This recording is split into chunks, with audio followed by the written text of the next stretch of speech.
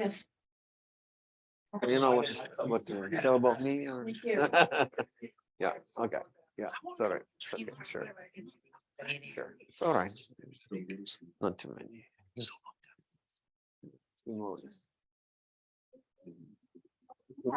So you say my name and I just. Okay.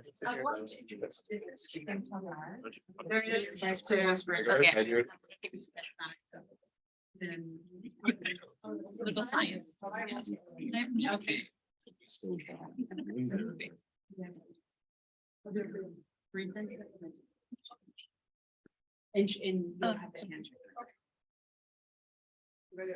Okay.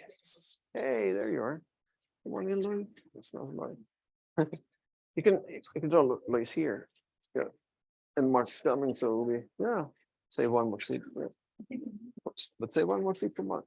Okay. Right. The people that they get started, but the people that liked him and wanted to work with are people that just like what he's doing. But the people that One, had two, mentored yes, all right. Good evening, everyone. My name is Chidam Talgar. I am the Vice Provost of I've been Education wondering why. here at Better. Tufts University. He's I burned through am cash. deeply honored to be here today introducing this event.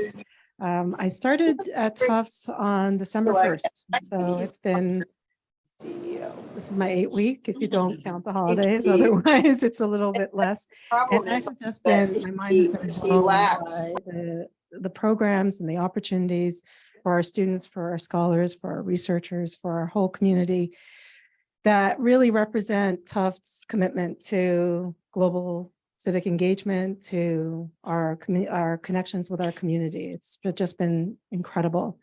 And I think that the Scholars at Risk Network and Tufts' role in that plays a huge role in this. And so a little bit about the program. The network was established in 1999, and is now currently chaired by one of our trustees, Lisa Anderson. And Tufts actually joined the network in 2011. We have 4 scholars who are with us right now at Tufts, focused on all different areas and from different areas of the world.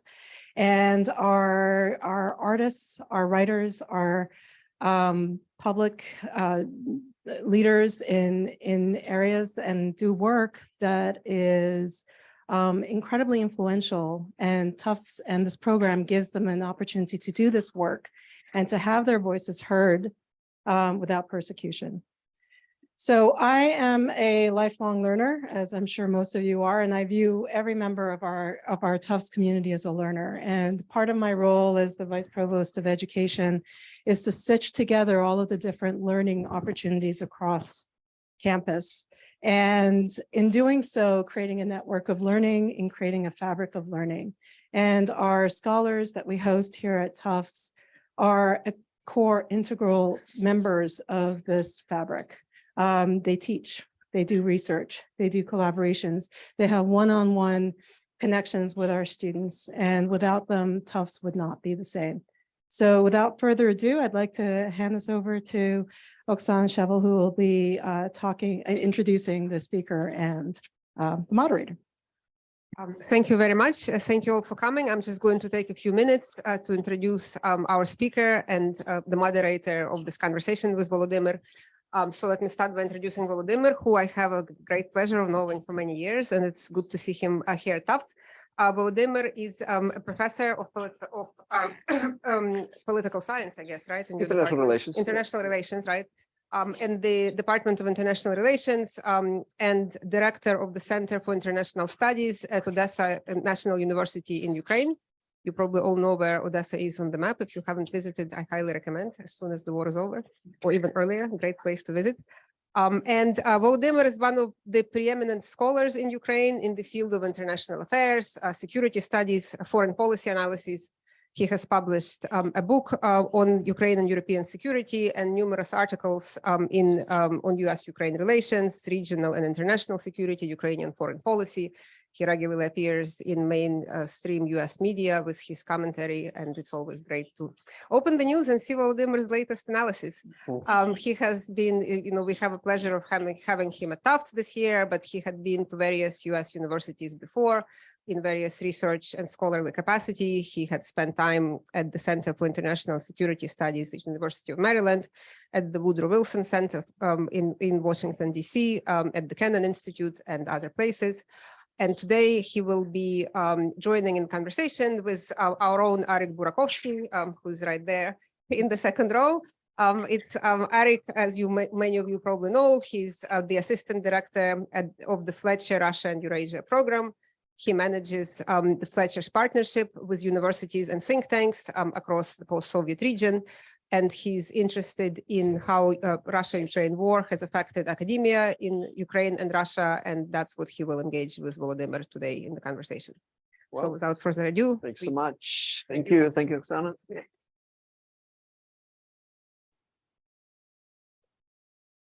Thank you, Oksana, for that kind introduction. So we will have a short fireside chat. Yeah. And after that, we will open it up to questions from all of you. So please be ready with your questions, and we'll have the short conversation before that. Right. So Volodymyr, you are a scholar at risk. What does that mean? Do you feel like you're a scholar at risk? And how did you become a scholar at risk in the context of the ongoing war between Russia and Ukraine? Right. Well, thank you, Arik. Let me first of all say that I'm very grateful to all of you who put this event together. I'm a modest person, I don't think this event is really in honor of me. I think it's really more of an honor of a great people of Ukraine who have been successfully and heroically resisting the invasion for the last 11 months. It's going to be a full year soon, I'm sure, and the war is showing no signs of abating. So thanks everyone in Tufts who had something to do with bringing me here and giving me this opportunity to teach in one of the best US universities, and clearly in the field that I belong to, international relations, security studies, foreign policy, clearly the top elite university in that field. So, and everyone who was hosting me, because I had so much of a good support and welcome feelings and sentiments and attitudes that I encountered here in Boston and here on campus as well. In terms of becoming a scholar at risk, it's not just a scholar at risk myself. We are all Ukrainian scholars. We are all at risk right now, at risk of physical annihilation, or at risk of losing our job, or at risk of losing our, members of family or something like that. And also, I became a scholar at risk, I suppose, when Russia invaded massively on February 24th last year. Before that, of course, the war was ongoing for 8 years, as we all know, since 2014, but that wasn't the same scale. And of course, on February 24th, the scale became quite different. And you actually had an entire nation now in the crosshairs. And you've been talking now, again, not just about any particular region, but the entire existence of Ukrainian nationhood and statehood was already at stake, and therefore we all became at risk, 40 million of us or so. And then some people moved out of the country, some people moved from their homes and everything, some lost their jobs, some continued trying to do what we can, what we usually normally do. For instance, I myself continued to teach.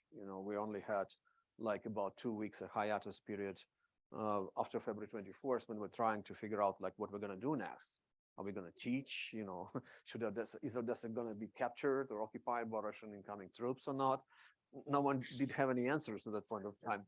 But quickly, luckily enough, we found out that no, Russian troops were not able to get as close to my hometown as they were probably hoping to, and that we're going to be working. We're going to be working online. In that respect, I think the COVID experience was helpful. We, as here also, we lived through several years of teaching at COVID times, and of course teaching online. Distance learning has become a role of the game, and that's what we have been doing. So therefore, we just moved into this online mode. So in the spring semester of last school year, I had 2 courses, and here in the fall of this school year already, I also had 2 online courses with my students back home at Odesa Mechnikov National University, while already teaching here. So basically doing 2 jobs. and I hope to be able to continue to do it in the future because that's where my home is. That's where Ukraine, Odessa. I can't really imagine myself without being there or being away for too long. It's been a number of cases when I was to US on various fellowships now and then. Some of them longer, some of them shorter. The longest one was up to 1 year actually. But I've never been away for like years, and I hope it's not going to be years. I hope to be able to return to Ukraine as soon as the better, to the country and take part in the recovery of this great country. It's going to take a lot of time. It's going to take a lot of this collective effort. It's going to take a village, really. In this case, the village being people of Ukraine and everyone outside of Ukraine who's going to be helping Ukraine to restore, to recover, I'm sure. But that's how it is right now. I mean, the war is still ongoing, so there's no clear understanding as to what's going to happen next. And we actually had an event today at noon. Actually, it was a Eurasia lunch speaker series and on this particular subject of Russia-Ukraine war, where it's heading. Does Ukraine have a chance or a path to victory? We do believe in Ukraine that we have a path to victory. We can still win this thing. The price is going to be enormous, but we are not going to lose. We're not going to capitulate. We're not going to give up. We're not going to surrender. That's for sure. I think you've seen it already in this 11 months of this war, that we don't have it in ourselves. Ukrainians just don't have it in ourselves. So they'll be fighting, since the enemy is very strong. It's doubling down. It's not giving up on their idea of destroying Ukraine, Ukrainian culture, Ukrainian history. That's what we're talking about. It's not just lives and economy. It's also history and culture. They want to erase Ukrainian culture. They don't think it should be on this planet Earth. They think there is no such thing as the Ukrainian people, Ukrainian nation, so that's what we are up to. And therefore we are all at risk.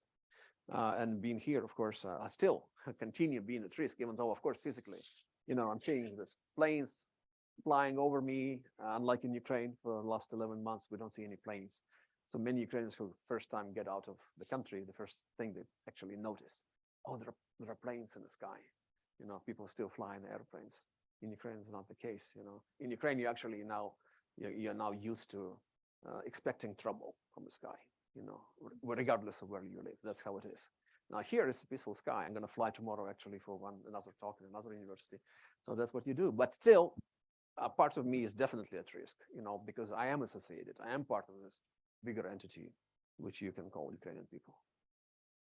We're very pleased to have you here and happy that you are safe and sound. But of course, as you mentioned, there are so many students and professors and researchers across Ukrainian universities who are still in danger. And I wonder if you could speak a bit more about how Ukrainian academia has been affected by the war. You mentioned courses going online, but of course we've seen massive power outages all across the country. How are people able to continue their learning and their teaching and their research?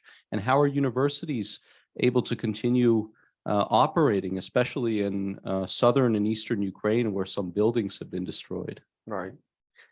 Well, it's a great question. I mean, obviously, it's nothing easy. It's a huge challenge to Ukrainian educational system in many ways. First of all, physical, as you mentioned, some buildings have just been destroyed. For instance, the Mariupol State University, non-existent in Mariupol, they moved now formally to Kyiv. I know quite a few colleagues from that university. They're now operating from Kyiv. They're trying to restore.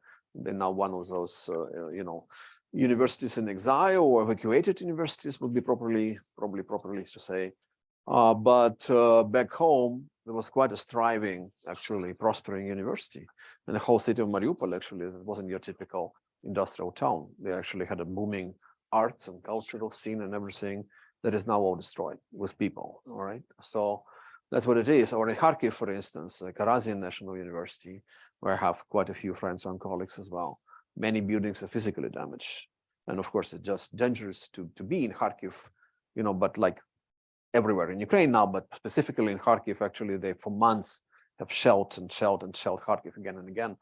So yeah, I mean, the physical damage is there, libraries destroyed, in the neighboring Kherson, Mykolaiv, they've been destroyed, some university buildings. Odessa, luckily enough, we didn't have damage to the buildings of my university, but we've had some damage to the other buildings in the city or vicinity. of the city of Odessa in the port, for instance. And, some of the structures in my university, they actually a few blocks away from the port, which was attacked on several occasions by Russian missiles.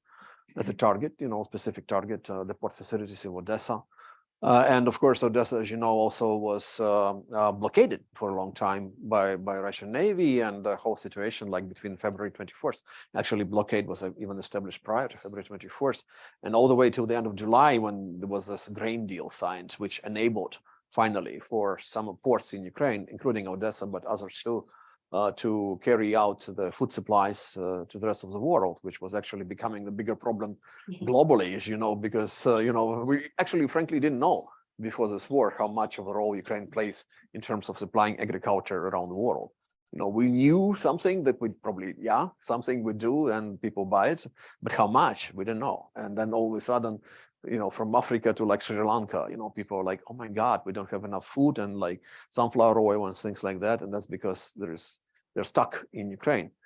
So going back to education, of course, it's a terrible, situation for people who are in those cities and they need to evacuate or need to shelter in basements.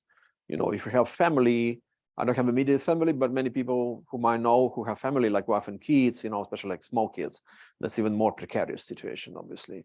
So a lot of Ukrainian women, therefore, as you know, prefer to move out of the country, including some of in my profession. And you can understand them, because if you have like kids in the family, you do everything you need to do to protect them from physical danger. And that's what they did, and a lot of students moved out too, especially female students. I'm saying that because some people might not know this in this room, but there is martial law in place in Ukraine, which really prohibits or limits how many men can leave the country during the war. The females can move freely from Ukraine and back into Ukraine. So some of my colleagues and some of the students I know, they moved out of Ukraine. But we are meeting now in this digital learning room, in this digital space, and we're doing what we have to do.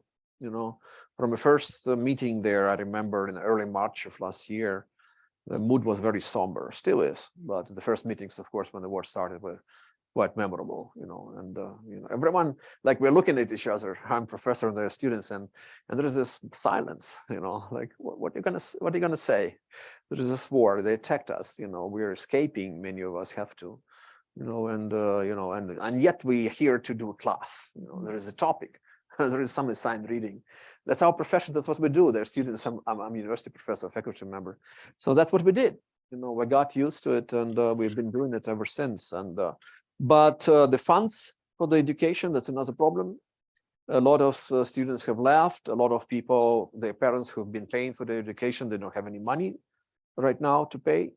So we have a major drop in the numbers in terms of those who are staying, in terms of those who are entering university. For instance, last September, we had pretty decent numbers in my university of those who entered as freshmen, but still much lower than the year before or 2 years before. So that's problematic. Like, would the country actually find money, even for education, for schools, for universities? Because we now spend so much on defense, on weapons. Obviously, that's only a natural thing to do when you're attacked in such a way. You need to survive. So you spend a lot of your budget, of your national budget, on weapons. Even though we've been provided tons of assistance and support from outside, still, basically they say about half of Ukrainian budget is now spent on defense, on military things, which means things like education, like libraries, like museums, like culture, like healthcare, everything in the social sphere is going to be underfunded. Again, we're relying maybe on assistance coming from outside of Ukraine, but how much of this will be or not, we don't know. So we are really trying to do what we can to survive, to do what we can professionally, what we used to do professionally, to contribute. I think that's our contribution to this general resilience of the Ukrainian nation, not giving up, not panicking and not surrendering. But at the same time, yes, there are dark times ahead, and we don't know what is expecting us. And of course, the participation of the international academic community, university community around the world in helping Ukraine to go through this, and even when the war is over, would be of critical significance. And it's interesting to understand what Ukrainian universities' international partnerships look like, and how the war has affected international academic cooperation. What kinds of assistance are Ukrainian professors, researchers, students getting? What kinds of help are higher education institutions in Ukraine getting? Perhaps you can speak more about this. Right. Well, of course, well, one network was mentioned already today, Scholar at Risk. So we actually have another Scholar at Risk here in the room from our colleague from Afghanistan. So, and I think the network itself had a boom or second dress, so to speak, when the Afghanistan situation happened, and a lot of people from scholars from Afghanistan needed saving and protecting them. So, and then Ukraine thing happened just next, because of course 2021, that's when Taliban took over Afghanistan and the US withdrew from Afghanistan, and the next year Ukraine war starts, Russia war against Ukraine starts. So the Scholar at Risk is one of those things, and I think there's several dozens of American universities who are members of the network, and there is a call for New Year as well, and we'll see where it goes, because also other universities offer their own, resources to incoming Ukrainian professors and students as well. Even though I should say, quite frankly, that we've been observing the trend and the dynamics, and we're seeing that the number of those positions dramatically plummeting this year comparing to what we had in the spring of last year.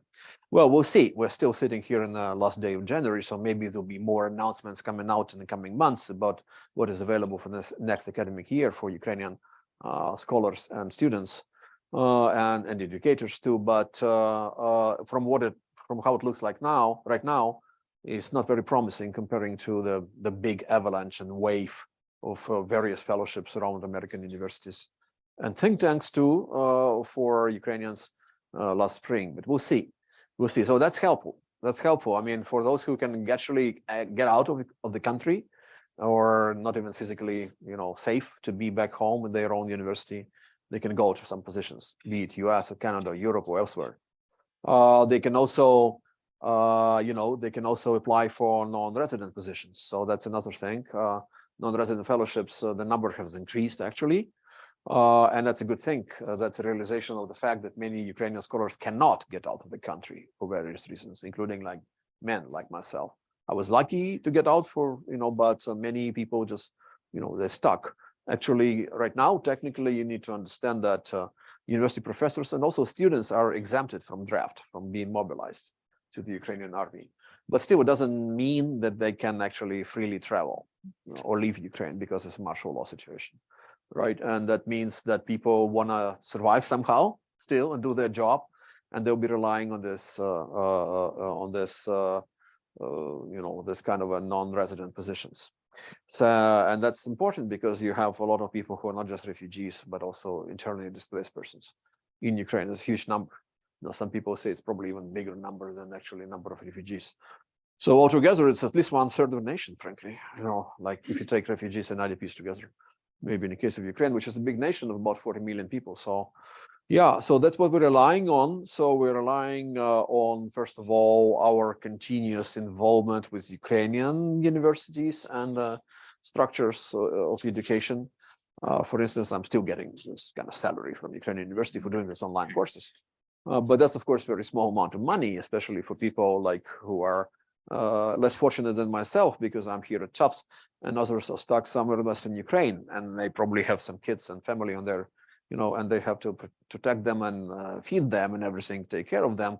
So, of course, a very small salary, which is now eaten by inflation even more so. So in Ukraine would be, like average, like $200, maybe $250 a month. That'll be a salary of PhD associate professor, like that's definitely not something that people can survive on. So therefore, the lifeline in many ways becomes these positions, including this non-resident positions and many other things, and grants, and of course it's a big challenge, a problem for people here in the West to figure out like how to help better. Do you help individuals? Do you have institutions? Do you give money to Ministry of Education? And all tracks have been tried.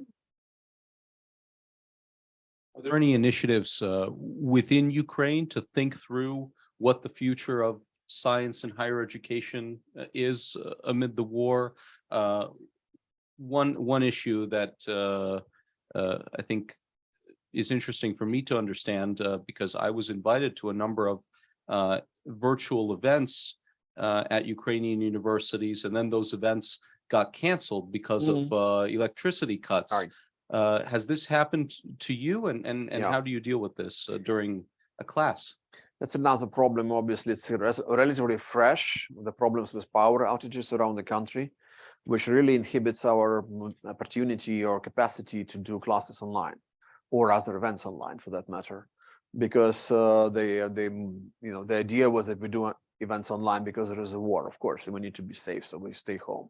But now, because there is power outages, quite often there is no internet, there's no connectivity. So I don't know what's going to happen in the next semester in the spring, for instance, in my university. First of all, it's going to be a big winter break, so we're not resuming classes until mid-March. But at that point of time, we'll probably assess the situation, then we'll decide, should it be online or offline. Both options have many disadvantages, like online, for instance. If you do online, then of course, if you don't have internet, you have the lecture planned, it doesn't take place, no internet, as of a professor or for the students. If you do things offline, well, then the missile might be flying. And anyway, when the missile is flying over Ukraine, or say Russian air jets are in the air and we expect them to strike the territory, you don't know right away where they're going to strike. So therefore, along the bigger area, they would announce an air raid alert. And if there is air raid alert, technically professors and students have to go to the basement and wait till it's over. So when you have several of those every day, and sometimes each one of those like hour and a half, 2 hours, then it's already also not an option, frankly. So we're kind of running out of options in terms of how to organize our process. In the schools in Ukraine, like high schools and elementary schools, they've been doing mostly offline and during the time of the day when there's a daylight. All right, so it doesn't require, you bring your kids to the school when it's like sunlight is out already, and you bring them before it's dark. So you do that. Okay, so it's not online is not an option as well. But we've been thinking what should be done in the coming months and years. We're frankly at loss, but we have some ideas about what we're going to do after the war, how we're going to recover, and there's going to be a bunch of international projects, I'm sure. But for the time being, it's a very stressful situation. Like for instance, in the city of Odesa, where I'm from, Odesa region actually is one of the worst situations in terms of power supply in the entire Ukraine. So quite often people would go without any electricity for days. And what do you mean without electricity? You mean it's no internet? Often there's no cellular connection to. There's no water supply. There's no heating. There's nothing. So you're basically like in a Stone Age, in a cave. That's what you are. And that's a problem, of course, but frankly, if Russia once thought that with this strikes at Ukraine energy infrastructure, they will make Ukraine to capitulate, they were mistaken. Because on the contrary, they even increased the Ukraine's resilience and consolidation and anger at the aggressor. That's what it is. So therefore, if their aim was to actually find a breaking point with Ukraine and push Ukrainians and force Ukrainians to consider surrendering to the greater power of Russia, then they are really in the wrong. They're not going to succeed like that. How are people in your hometown, Odesa, which was recently named a World Heritage Site by UNESCO, experiencing the war? It would be interesting to hear a firsthand perspective. And why do some people choose to stay, even if they have a chance to evacuate? Right. Well, let me start from the second question. I mean, there could be a number of reasons. Well, first of all, if you're family, you kind of often have a choice. Like, do you send your females with kids abroad and the men staying behind, or would you rather try to keep the family together? And a lot of people choose to try and take a risk and stay together. Or that's what it is, what is driving the high numbers of internally displaced persons, Ukrainians in Western Ukraine, for instance, away from the front line. The same thing, families prefer to stay together within the country. With a lot of people, it's still fear of an unknown. They will hear that we actually been treated really well around Europe and elsewhere, Ukrainian refugees, I mean. There is very good attitude to Ukrainian refugees in a number of countries, basically in all countries.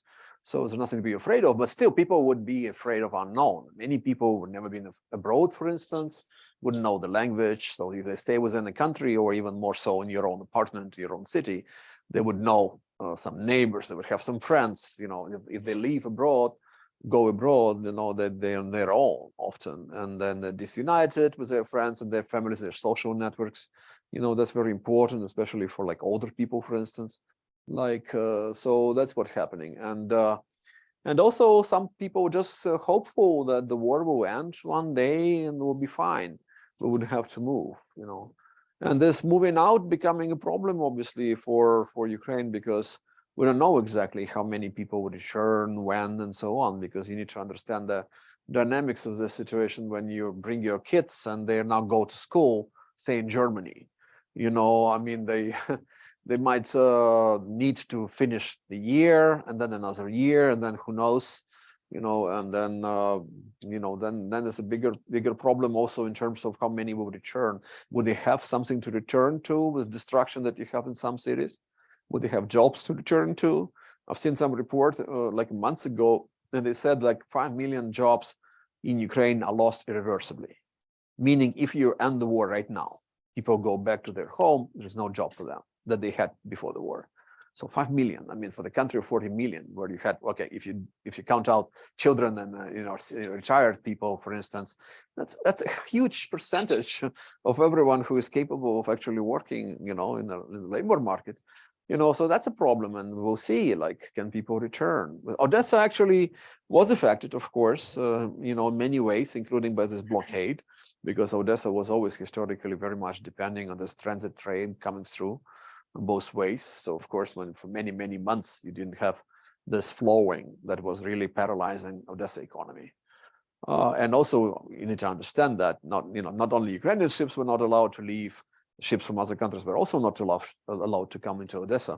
When February 24th happened, you had something like 100 ships from various countries blocked in Ukrainian ports. And some of them actually tried to leave, and some of them were shelled by Russian battleships. And one of them was sank, actually, went down to the bottom, near Odessa. So it was a terrible situation, for the city, But at the same time, in terms of physical, destruction as such, Odessa has been pretty much spared. We had some cases here and there, like I said, the port has been attacked, the oil reservoirs have been attacked. There've been a bunch of strikes near where my apartment, for instance, is in Odessa, because you have an airfield nearby, and Ukrainians were using the airfield to deliver supplies, including maybe some drones and maybe some weapons to defend their country, and the Russians knew about it, so they would attack this airfield. And that would mean that the airfield is surrounded by a lot of apartment buildings. So of course it's dangerous, and some of those weapons got into this apartment buildings. So big booms, like even the cemetery, next door from my home and where my father is, for instance, that suffered some damage, because some missiles were landing there, maybe by mistake, but that's what it was.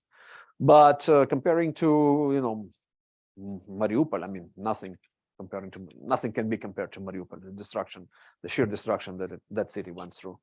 But comparing to Kharkiv, Mykolaiv, now Kherson, Odessa is better off for I don't know what reasons. There could be serious out there. When some people would say, like, well, the Russia probably knows that there are some pro-Russian people in Odessa, so they're kind of sparing Odessa that fate. But that doesn't really, fit, because after all, in Kharkiv and Mariupol and other places, you also have a lot of pro-Russian citizens, and they were heavily shelled. So that's probably not the case.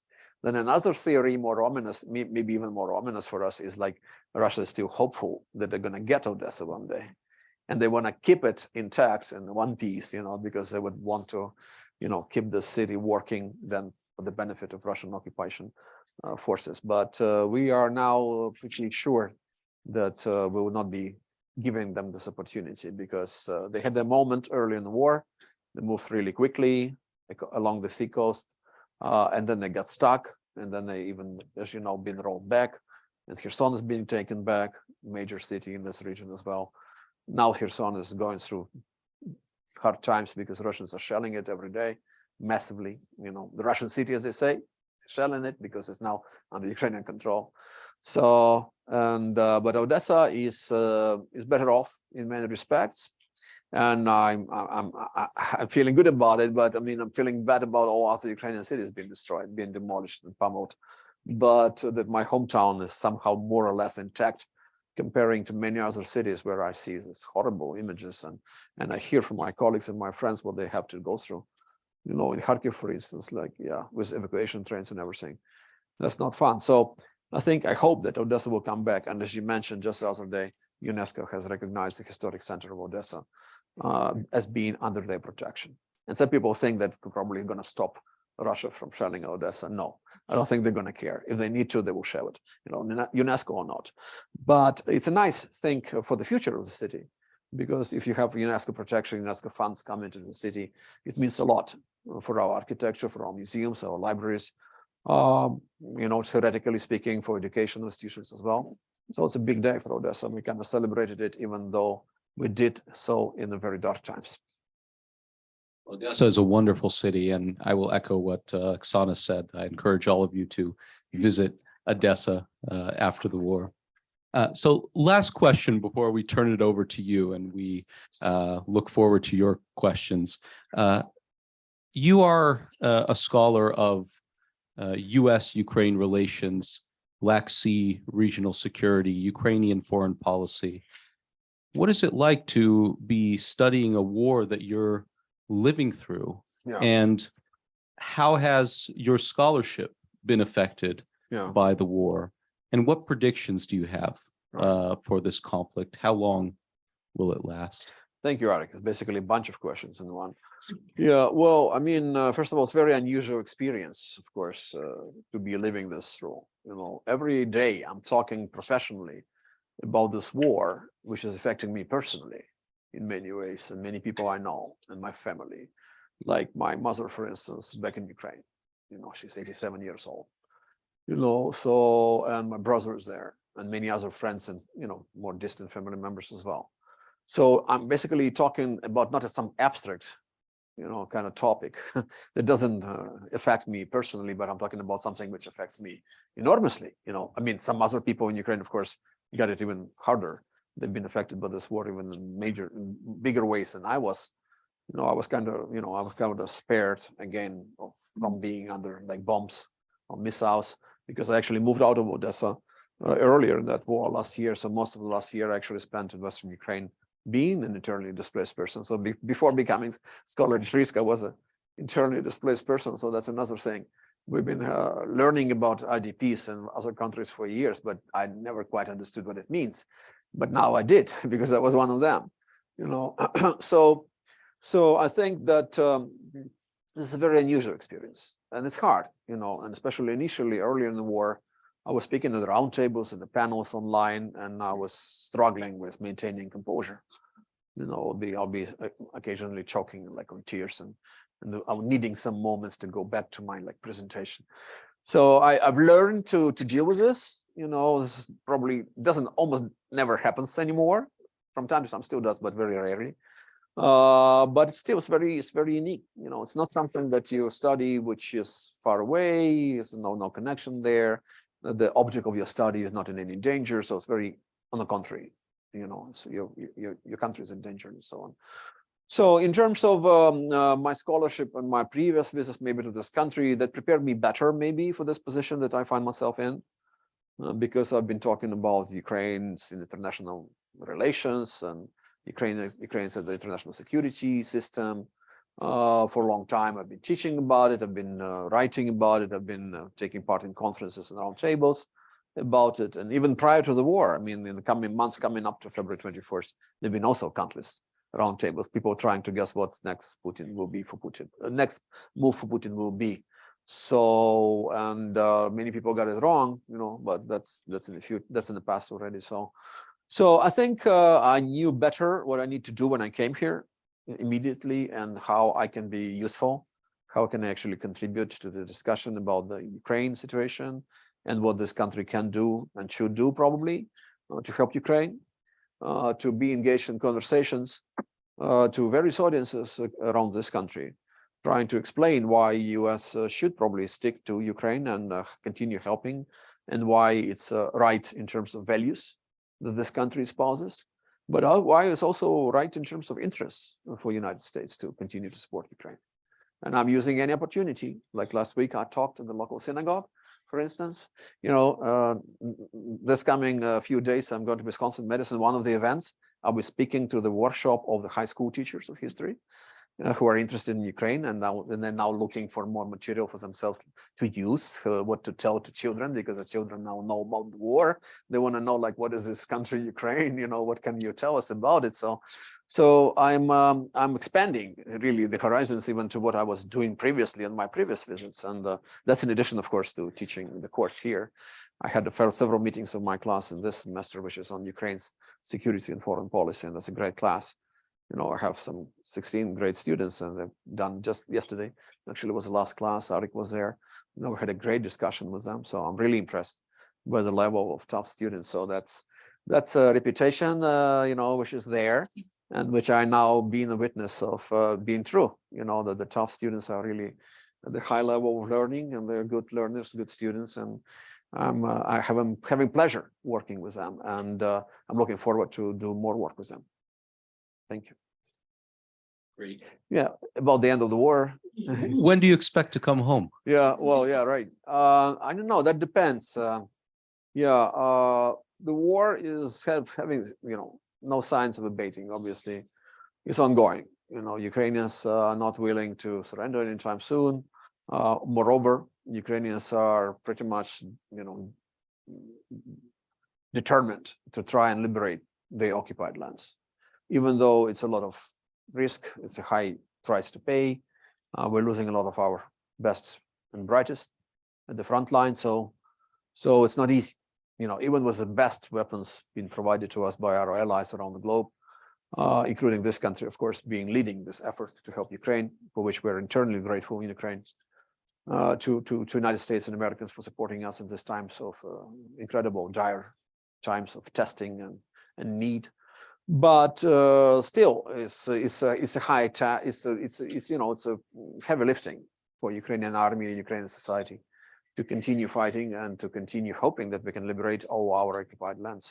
But that's an official position, and that's a position of Ukrainian military, and that's also a position which is shared by Ukrainian public. If you look at sociological polls, Ukrainians think we should try and liberate all of our occupied lands.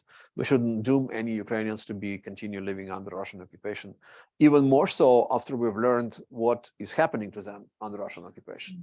Because, of course, in this room, I'm sure you've heard, town of Bucha, but we now have like dozens, if not hundreds, of those Buchas, where after Russians retreating, you would find mass graves in the forests, episodes of rape and everything, and killing and summarily killing and everything. So who in the right mind would say, like, okay, let those areas and lands be under Russian control. We can't liberate them.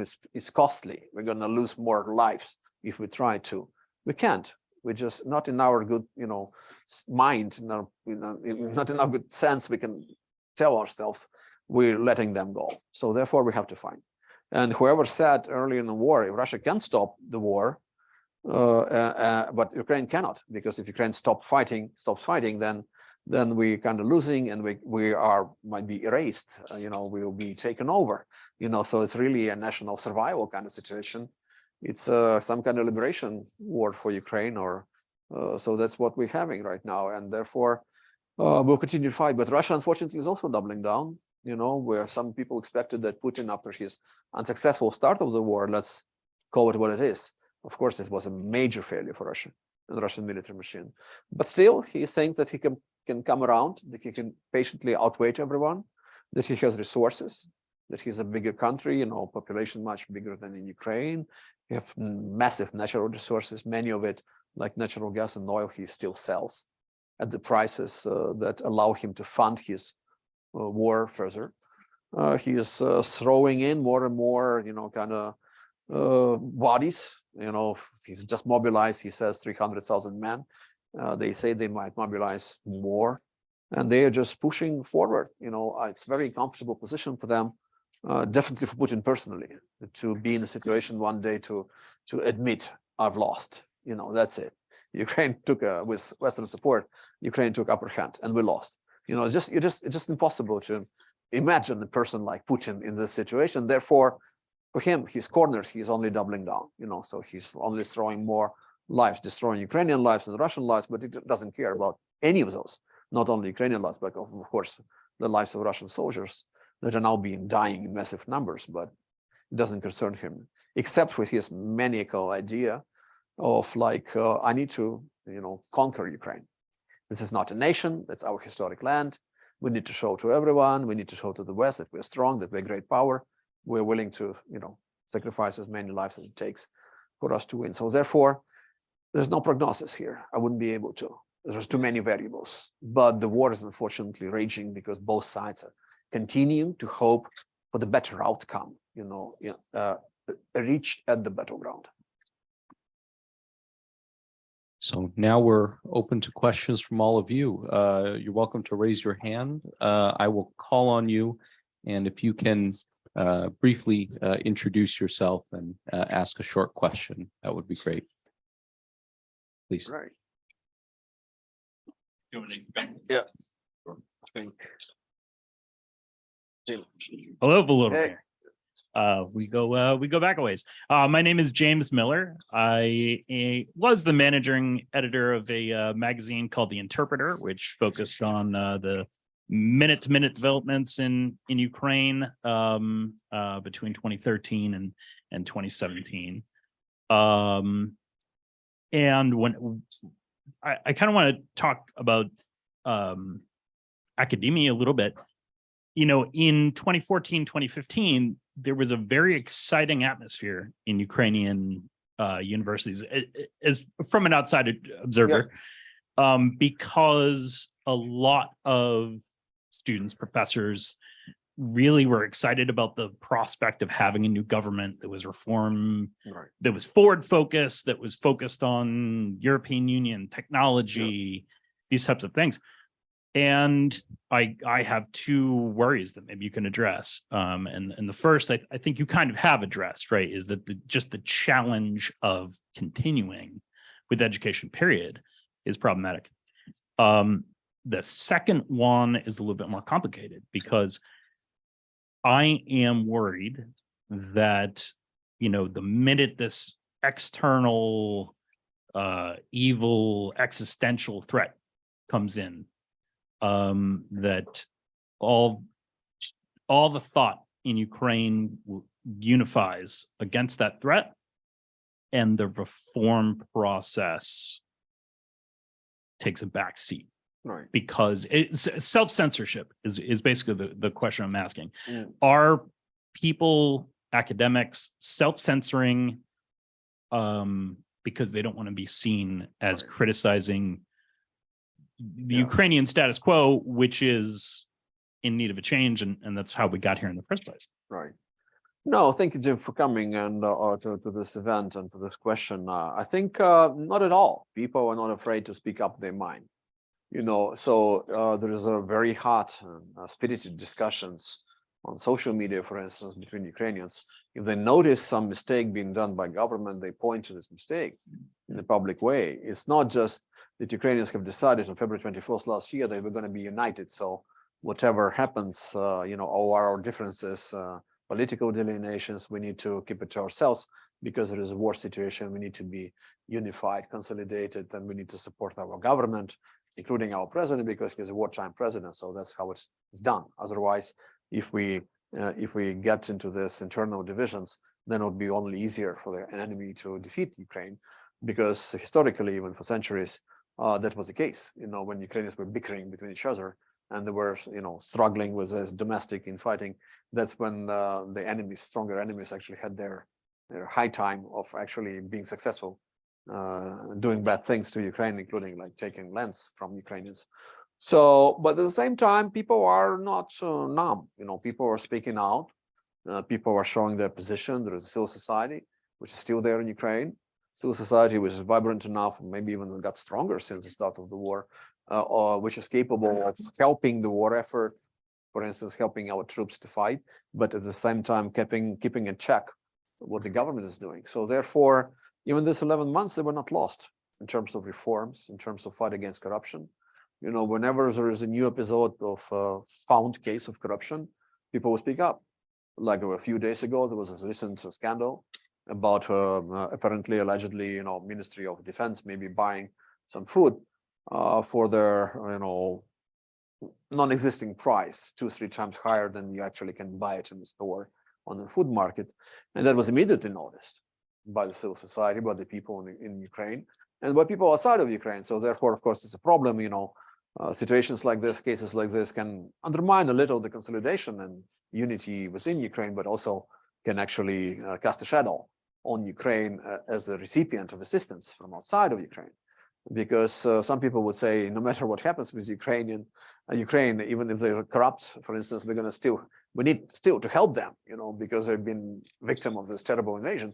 But some people would have double thoughts, like in this country, for instance, there is a major grouping of politicians, at least in one major political party, who've been saying that we should stop helping Ukraine. And one of the main arguments they're using that Ukraine is corrupt, And therefore, of course, every time there is such a situation emerges in Ukraine arises, we are giving the pretext, the arguments to this kind of crowd, who'll be saying like, look, see, Ukrainians themselves acknowledge, they just found out this new case of corruption. So that needs to be addressed.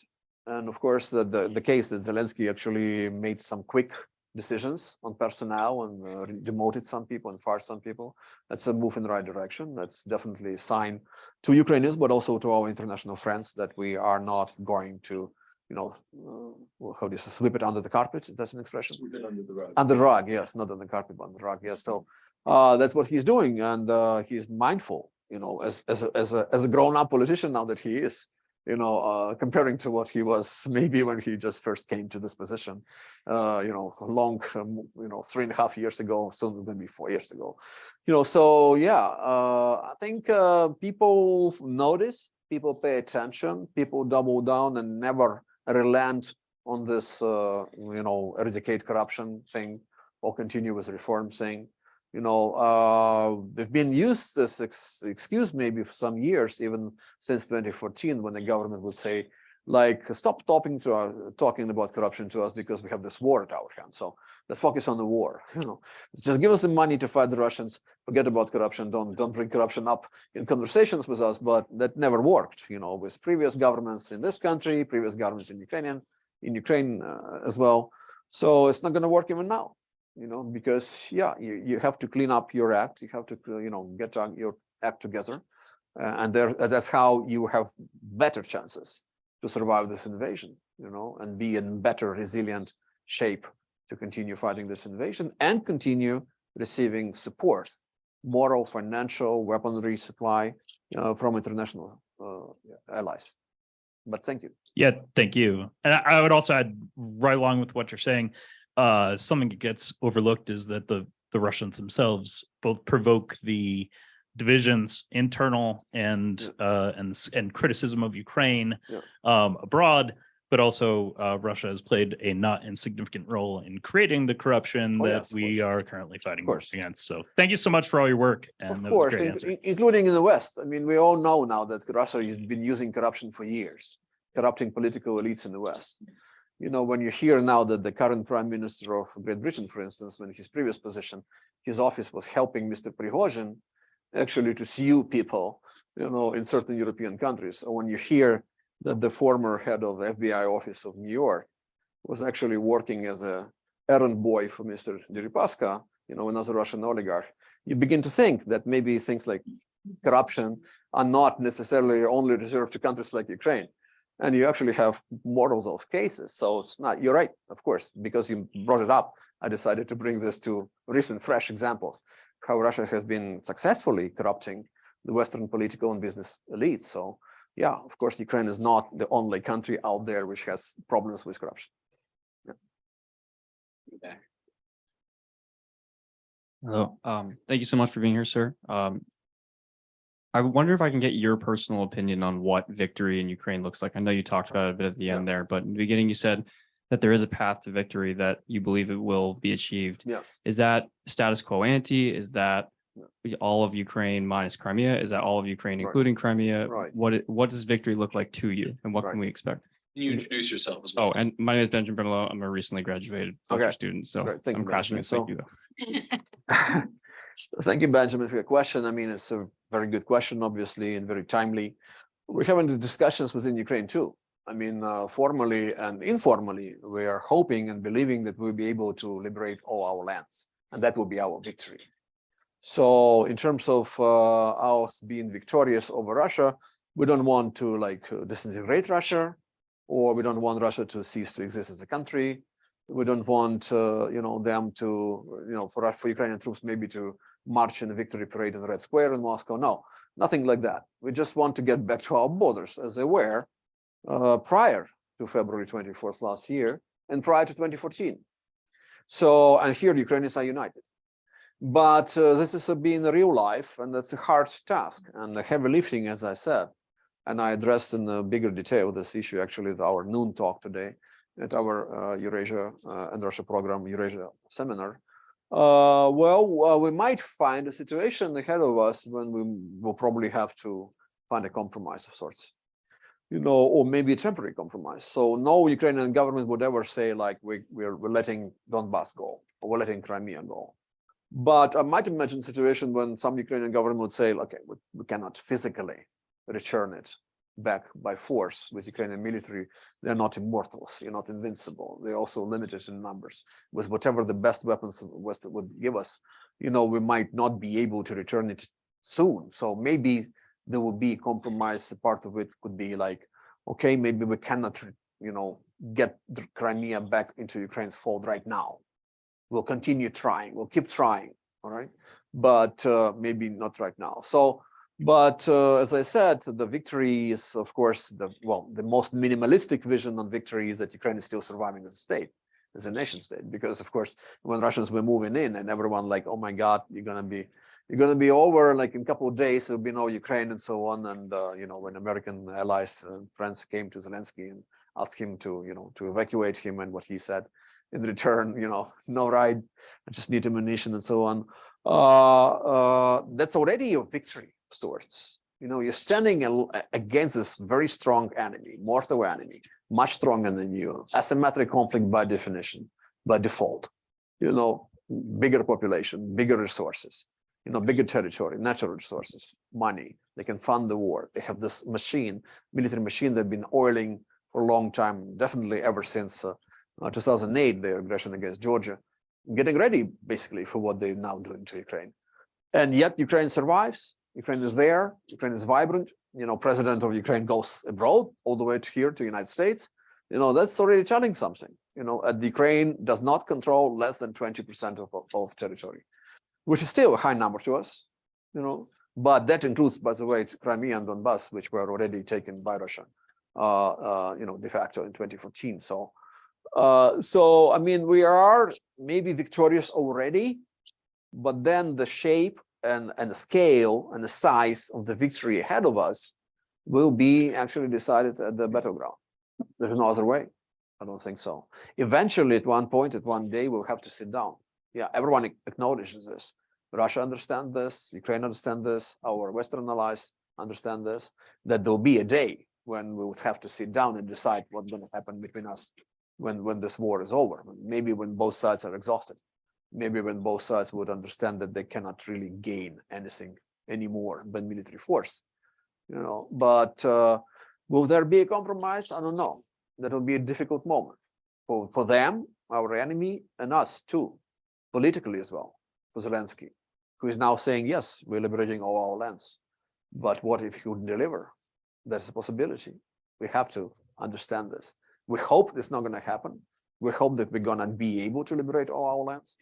But yes, so there are different shades, therefore, of victory for Ukraine. And the same thing for Russia, like the defeat for Russia. So there's a big debate now in the field. Again, don't take my words like I'm saying it's fine if Ukraine is not capable of liberating some currently occupied, lands by Russia. I don't think it's fine. But I think that it might be a situation in the coming like months or maybe even years. And then we'll have to think twice. And no one will ever say in Ukraine that we're letting them go. No, we will never forget about them, right? But we might not be able to physically liberate those lands in the immediate future. If you listen to, chairman of, chief of staffs, Mr. Milley here, for instance, he's saying, okay, Ukraine might not be able to liberate all those lands. You know, well, some people would say he actually sounded pessimistic earlier in the war when he said that Russians are going to overwhelm Ukraine within days and take Kyiv also in 2 or 3 days. So maybe he's wrong again. Who knows? But maybe he's right this time. So I don't know. You know, the assessment that we have from American military and political leadership in this country. That's why you actually have this a surge of activity of sending more weapons to Ukraine. Is that Russia is getting ready for a longer war of attrition, where they have those resources, human resources, financial resources, and they might just try to, you know, overwhelm Ukraine again, you know, and Ukraine is not, like I said, not invincible. You know, we have limit to our resources. Their economy is pretty much intact, even despite sanctions. Our economy is in ruins, you know, so that's another thing. All of these variables are in play when you talk about like what victory would look like. So therefore, I do believe in victory. I hope it will be a total victory, meaning return of all Ukrainian lands to Ukraine's fault. But it's been real life. War is hard. This is the hardest, the biggest war in the world, maybe ever since Second World War. You know, so we'll see what happens on the ground. Thank you. Is victory only about land, or is it also about Ukraine's alignments? We talk about Ukraine and the EU and NATO. Is that something that is a part of victory? I think so, but primarily about the land and the people on the land, because of course it's not the land without people. So if it's like some kind of inhabited land, you know, maybe we wouldn't care about it, but there are millions of people there in the currently occupied lands by Russia in Ukraine.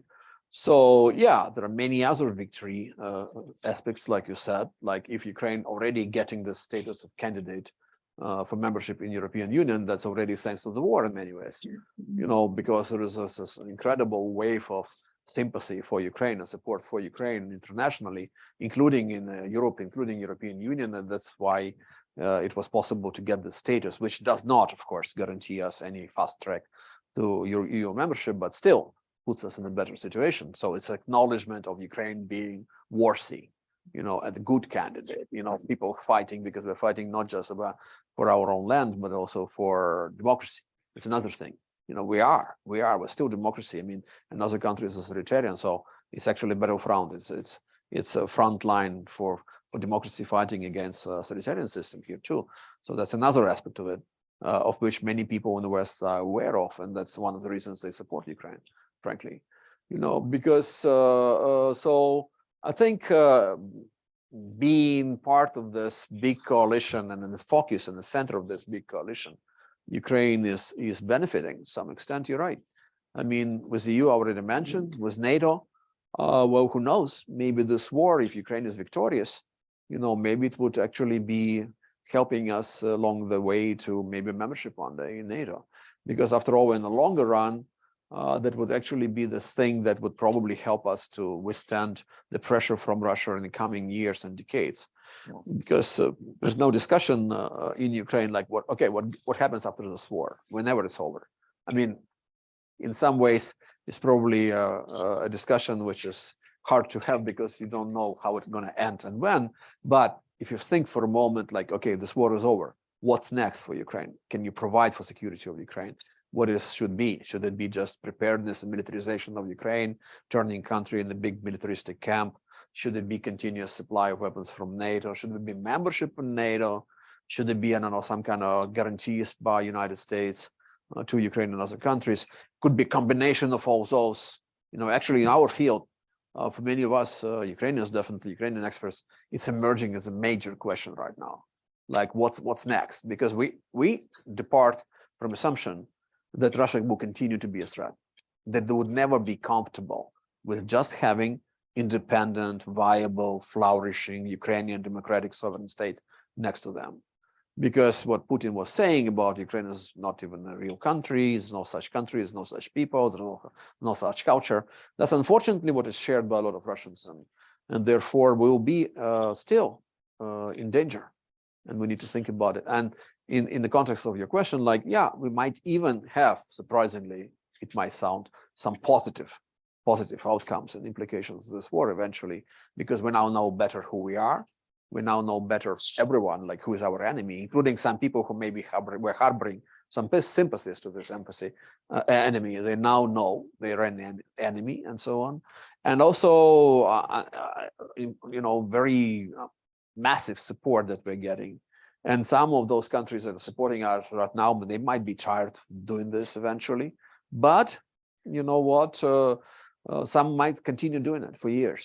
So I think there is really a start with American leadership in it of a massive, kind of durable, multi-year coalition of countries helping Ukraine. So that's also to our benefit. Yeah. Maybe this should be the last one. We're going to se- because Yeah, I thought we were going until 7. That's the reception too. Including. the including reception. reception. Yeah. Go Oh, on. I should have been shorter in answering briefly. Thank you. So I'm Diane Mazarana, Yeah. I'm Oh, gonna yeah, of course. articulating. Mhm. So I'm Diane Mazarana. Hi. Nice to see you. And I see it. And I'm a research professor at the Fletcher School, and I'm also the faculty chair of the Scholars at Risk. All right. So I have a question, things that have been, I only know about Ukraine what I read. Right. So I have more experience in Afghanistan and other areas. Okay.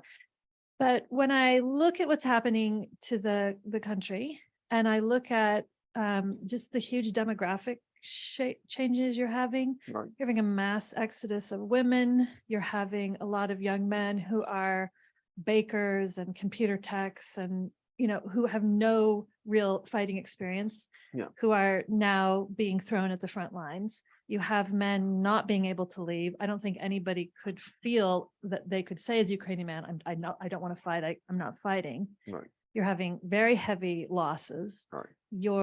What you're talking about in the kind of post-conflict is an increasingly militarized, security-focused state. Right. And we know when we see security dominate the agenda, that Yes. everything like healthcare and education and basically human security just falls aside. Right. And we also know, I'm just Yeah. I'm Yeah. going to ask you these Yeah. things and I want your opinion. Yeah. We also know that women are less likely to be elected. We've already got big disparate. Well, That depends. Yeah. not when it's Right, security right, focused, yeah, like yeah. overall Yeah, women, right. the numbers of women will drop in Okay. parliament and we've already seen a situation in Ukraine where women's rights are not equal with men. So in that, thinking about this new society or what the Mhm. society is going to look like afterwards, Right. the demographics, the level of Yeah. militarization, securitization, the Right. level of physical injury, the level of Right. mental health care. Right. Like, what are you thinking in these conversations about that, All that might happen, but what does it tell us that we should do what exactly to avoid this? I think we are in this situation when we might go through all this, and some of that I've talked about already, and some of that didn't, and you just mentioned that we might have this, like for instance, curtailing of democracy. That's definitely an opportunity, not an opportunity, but a possibility, eventuality maybe for Ukraine if we continue going along this road.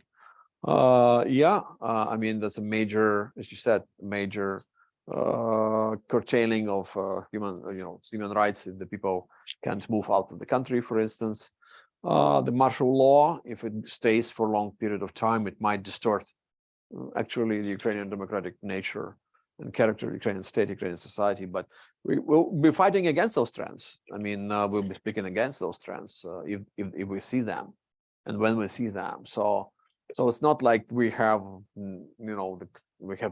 we gave our okay to the government to do whatever they want, right? But also there is this understanding that with massive war like we have on our hands, some of those curtailing and some of those restrictions are basically needed. They're basically unavoidable and inevitable in many respects.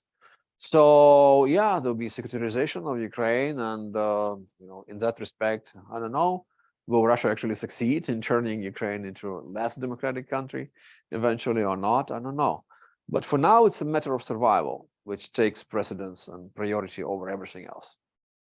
So basically, we're all thinking like, okay, let's get through this in one piece as a nation, and then we'll try and sort other things out. But yes, there are some gloomy things ahead of us. You haven't mentioned the economy too much, but the economy is in ruins, the recovery is going to take not years, but maybe decades, even considering the massive kind of Marshall Plan multiplied 10 kind of assistance coming from the West. So we'll see. But I don't just I don't see any alternative. Like, should we not go through this process? We would love to, but we're already going through it. You know, if we stop fighting, for instance, are we avoiding any of those things in the future that you described? No, on the contrary, they'll be even stronger. Like, for instance, the demographic drop, even worse. Even more people would leave Ukraine if it would be like to be occupied by Russia, totally, for instance. You know, there will be just no man's land, deserted land, basically, because a lot of Ukrainians will leave. So, and then other things, would we have more democracy in the country if Russia occupies more of Ukraine? Definitely not. So I guess it's all of these things that you describe. They're very real threats and challenges, and we'll try to fight them one by one when we can. Right now, we just need to get through this war and just survive it first, and then we'll see what happens. And also, the position and role of international allies would be detrimental. I mean, would be critical in that respect. Would be extremely vital in that respect of keeping Ukraine recovering, you know, but also staying on the right track in terms of like social policies, you know, democracy, you know, transparency in public life and stuff like that. Thank you. So I was under the impression that we had more time, but I'm being told we need to Tweet. wrap up. So if you have more questions for Volodymyr, please ask them during the reception. I invite you to join us for drinks and refreshments, and please join me in a round of applause.